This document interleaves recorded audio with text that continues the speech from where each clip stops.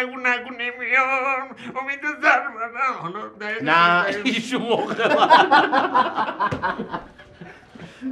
سلام و درود به قسمت 4 پشت صحنه یه سریال قهوه تلخ خوش اومدید. من میلاد هستم. هر هفته یه ویدیو جذاب و خنده‌دار براتون میذارم. بریم که یه ویدیوی جذاب رو با هم ببینیم. بریم.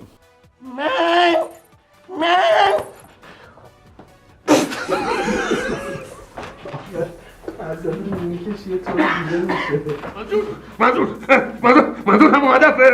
منظور همون منظور هست. آره منظور همون منظوره. پدر جان برنامه‌تون چیه؟ میخواین چی کار کنید؟ برنامه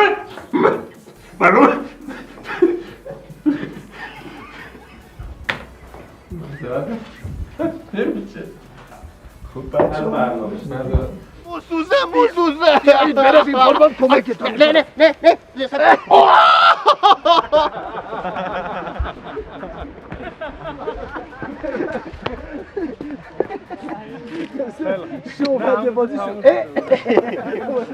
آخ تلخ دوست نداشتین؟ تلخ دوست داشتیم.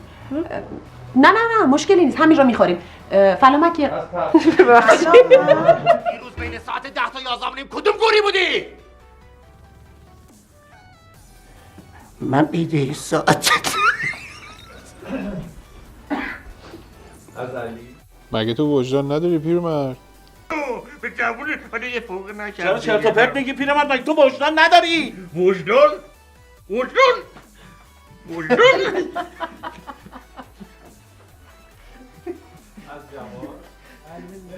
خرجت با من سفرت با من دختر از من زندگی تو فرنسه با من بلند برو دیگه خبر مرگت جوان چی میگی؟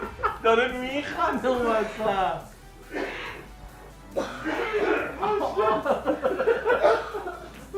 کدوم گوسفند منظورتونه شما؟ هم گوسفند کلش سیاهه پشت سفیده دنبه داره ایغدی.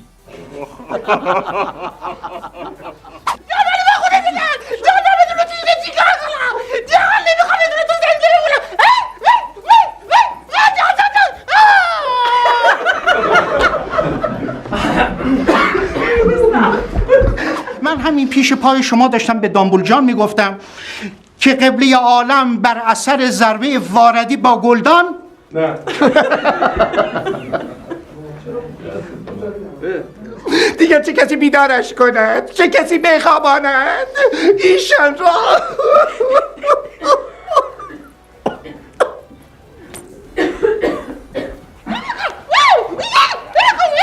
خودت را کنترل کن مرد خودت را. چی میگی؟ داری قهقهی میزنی جدی میگی خودت کنترل کن؟ بهش میگه وجدان نداری؟ وجدان نداری؟ چرا؟ توی این جیب بی زحمت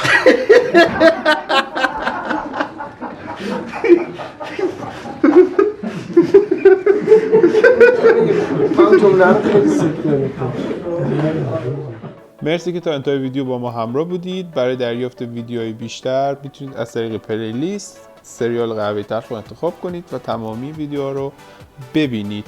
بفرست واسه دوستات. سابسکرایب هم فراموش نکنید.